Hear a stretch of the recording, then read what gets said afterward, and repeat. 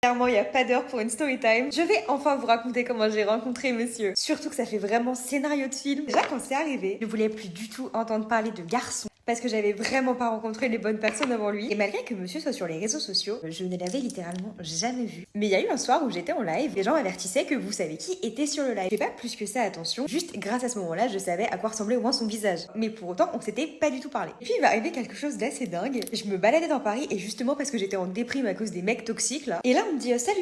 Et je me retourne et c'était lui. Et il me dit mais t'es pas la fille que j'ai vue en live? Marine, c'est ça. Et à ce moment-là, il était en train de tourner des petites vidéos où il posait des questions à des gens dans la rue. Du genre tu préfères être millionnaire ou sauver ta famille? Et il me demande si ça me tenterait de participer. Donc on fait cette vidéo et juste après on s'envoie un petit message pour savoir juste quand il allait poster. Mais vraiment après ça on se parle pas du tout quoi. Et c'est des mois plus tard, il m'envoie un message pour me demander si ça me tenterait d'aller l'aider à trouver le cadeau de la fête des mères de sa mère. Oh.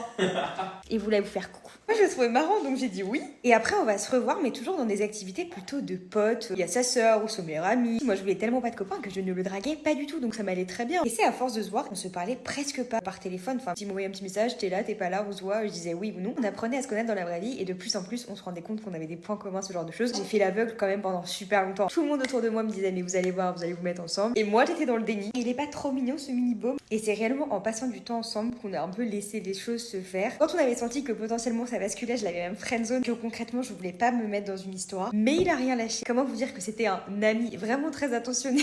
Le destin a fait les choses. On a fini ensemble. Dites-moi en commentaire si vous vous attendiez à ça. Et n'hésitez pas à me raconter votre rencontre la plus improbable. Et si la vidéo t'a plu, tu peux t'abonner juste là. Bisous.